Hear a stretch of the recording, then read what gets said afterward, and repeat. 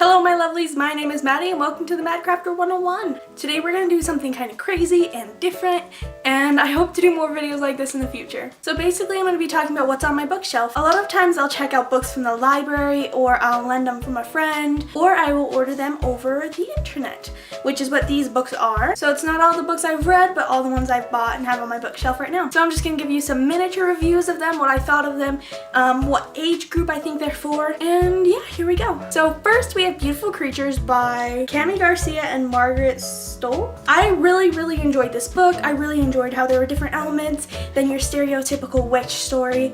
So it was really good. I thought the movie was really great and really cool on its own, but not related to the book. I thought the book was really great on its own, but it hardly had anything to do with the movie. Like, there was a witch in the movie and a witch in the book. And that brings us to Beautiful Darkness, which is the sequel to Beautiful Creatures. I'm actually right in the middle of Beautiful Darkness right now, and it's pretty good. It's, you know, it's keeping up with the storyline really well. There's a lot of drama, and it's a good story. Like I said, I really like how it's not the stereotypical witches and their history. It's all of its own thing. We have Marked. This is one of the first books I really got into after I'd read Twilight, which I was really into. You can't mock me because you were all into it too.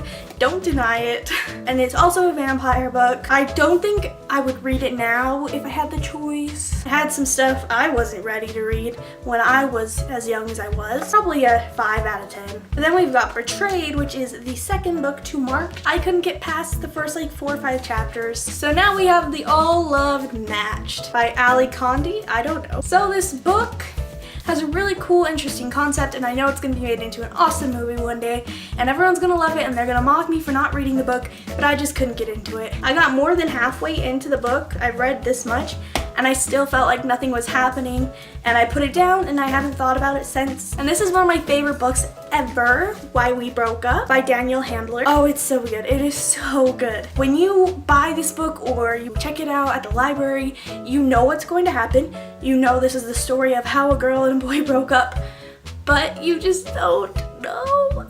You don't want them to break up because you fall in love with their relationship, just obviously like they did, but then plot twist, and it's just really a great book. So now we're gonna move on to all of my John Green books, which are not actually mine, they're John Green's. And the first one is Will Grayson, Will Grayson. This is the only John Green book I have yet to read, so I can't give you a review on it. Then we have my favorite of all John Green books, Looking for Alaska. This book and The Fault in Our Stars are right next to each other on my scale of love for them. Looking for Alaska is so perfect for anybody in high school to read because it relates on that it's about a boy who maybe is like you, but maybe is not, kind of like me. He goes out and gets to explore a whole new school and new people, and it's really cool, and you're waiting for the whole time for the after because it's all before, and oh my gosh, I really love this book. So next we have Paper Towns and An Abundance of Catherines. The reason I say them at the same time is because they're kind of the same to me. They kind of remind me of one another, but they're pretty good books. I think I like An Abundance of Catherines a little bit more than Paper Towns. The last book on my bookshelf is Tales of Peter the Bard, obviously by J.K. Rowling. I got this book in Harry Potter World in Universal Studios, and it's a fun read. It's good